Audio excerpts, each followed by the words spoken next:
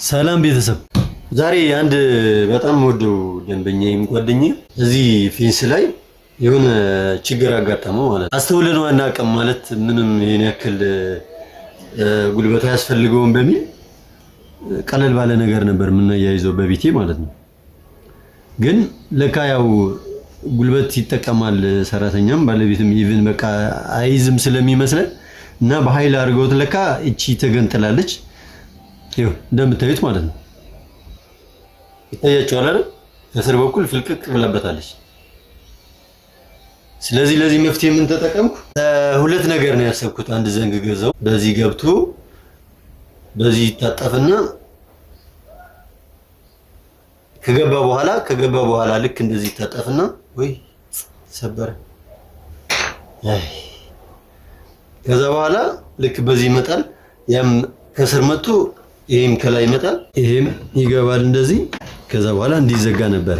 ግን ምንድነው አይደለም ለተጠቃሚ ለኔም በጣም ከባድ ነው ይሄን ማድረግ። ከዛ ይሄን እንደገና ሪቫይዝ አደረኩና ምን አደረኩኝ? እንደደዘም ያለ ትገዛላችሁ። ከዛ በኋላ እቺ ትወጣለች። ባለ 10 ቁጥር ፑንታ ነካ አረኳት። እቺ ደግሞ በሮተር አለፍኳት በዚህም ከዛ እይታው ከደበረ እዚህ ጋር እስስንትን መሸፈን ይችላል። ከስር ደግሞ ያው የራሱ ይሄ ቲ ስላለ ምንም አያሰጋም። ለመጠገን ስንፈልግ ግን ይሄን ለማውጣት ስንፈልግ በእርግጥ ብዙ ጊዜ ይሄ የሚነካካ ነገር አይደለም። ግን እኔ እንዲነካካ ያደረኩት ለምንድን ነው? ይሄኛው ከሆነ ጊዜ በኋላ ይሄኛው አጋጣሚ ቢበላሽ ሌላ ልክ እንደዚህ አውጥተን ለማስገባት በማሰብ ነበረ። በእርግጥ ይሆናል ብዙ ጊዜ አይነካካም እንጂ አይነካካም ማለት አይደለም። ስለዚህ ይሄ ይወጣል ማውጣት ከፈለኩኝ። ለማንኛውምስ 10 ጊዜ ማውጣት ማግባት ይሄን እንዲሽከረከር እንዳያደርገው በሚል ነው። ዞሮ ግን ይወጣል በቀላሉ ችግር የለው። ስለዚህ ሰው ደንበኛም መቀየር ይችላል ማለት ነው። ሌሎች ደንበኞች ያልነገራችሁኝ የማይሆን ስራ ሰራልኝ ብላችሁ እያማችሁኝ ካላችሁ ልክ በዚህ መንገድ ሊስተካከል ይችላል። እኔ ጋር ካመጣችሁት በነፃ ምንም አለምንም እንትን ልሰራው እችላለሁ። ኢቭን ሌላ ሰርቼ እስከመስጠት ድረስ ማለት ነው። ችግር የለም።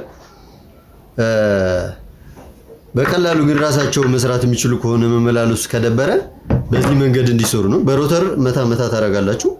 በዚህም እንደዛ። ከዛ የጭቅላት የሚቀበርበት በባለ 10 ድሪል ቢት ትንሽ ጠለቅ ታረጉታላችሁ። ሙሉ በሙሉ በተወሰነ ምንም የሚያመጣው ነገር የለም፣ ግን ትንሽ ይበቃዋል። ስለዚህ ይሄን ትንሽ ጠለቅ ማለት አለባችሁ። ለምን? ይሄንን ጫፍ ላይ ከሆነ እንዳይሸረፍ ማለት ነው። ይሄው እዚህ ጋር ልመታ ነበረ መጀመሪያ፣ ግን እዚህ ስለሚሸረፍብኝ እንደገና ዝቅ አድርጌው ነው እንደገና ማለት ነው። አግድሙ ላይ ስናሳርፍ ትክክለኛ ሰንተር ላይ ማረፍ አለበት። ወይ እንደዚህ ማለት የለበትም፣ እንደዚህ ማለት የለበትም። ትክክለኛ በቃ ትርፍም ካለ ወደ ሁለቱም ተካፍሉታላችሁ። ሰንተሩ እዚህ ሰንተር ላይ እንዲያርፍ ማለት ነው፣ ትክክለኛ ፌንስ እንዲሆን። ስለዚህ ይሄን አጀስትመንት ያደረኩት ስለዛ ነው። ይሄ የምታዩት አሁን ወጣ ገባ የሚለው ለማስተካከል ነው ማለት ነው።